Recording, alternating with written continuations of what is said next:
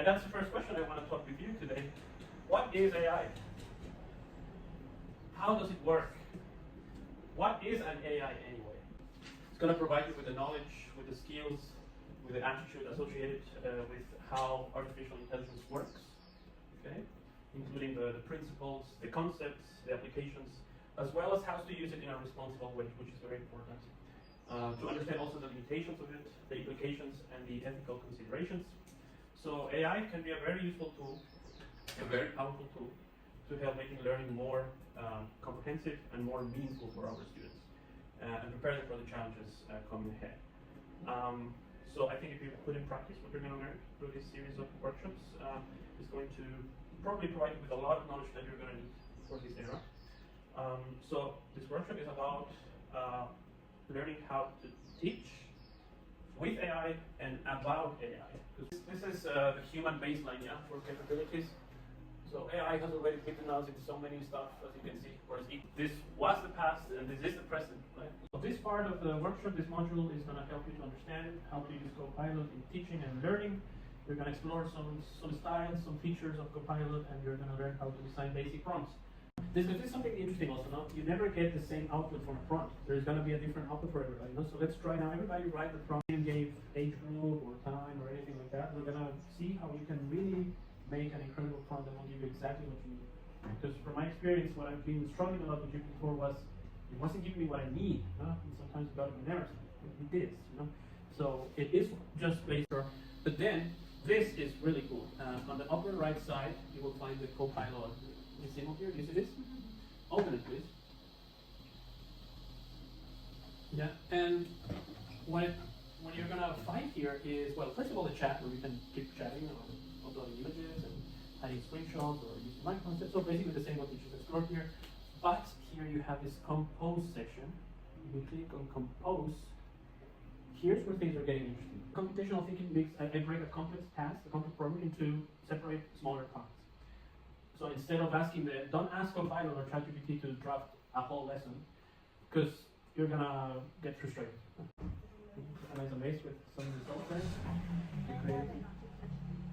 Huh?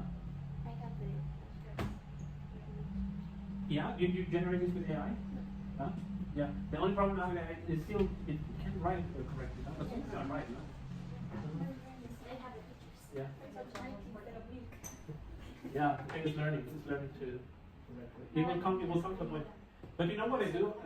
Last time, because I'm still teaching sometimes, so I use this AI generated images, and maybe an anecdote here. No? The first time I had in a worksheet with AI generated images, they look at that piece of paper weird. Like, what is this? Because weird things come up, no? The faces are sometimes stranger, an eye might be missing, fun stuff.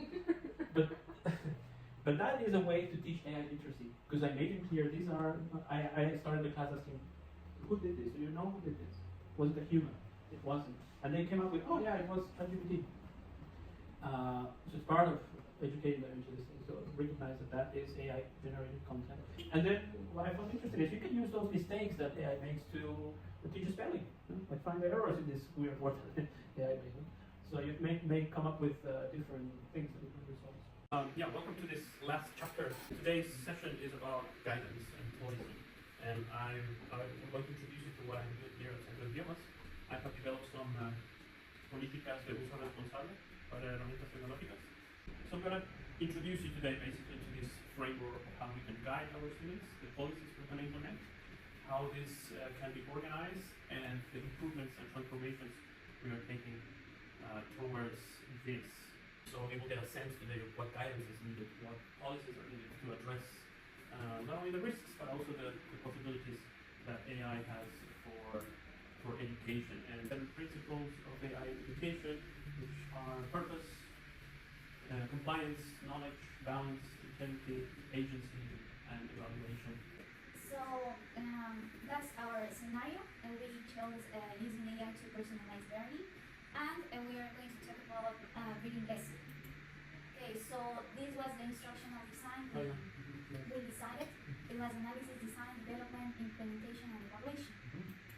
So we're going to start with the analysis of our population. First, the objective of the class is by the end of the lesson, students should be able to effectively use a reading strategy think aloud using the AI reading coach to enhance their reading fluency and comprehension. Oh, wonderful. The reading coach. Yes. So the context is the reading club that went because we wanted to include different age groups in the scenario. Our scenario that we chose was number 2, which is related to administrative tasks.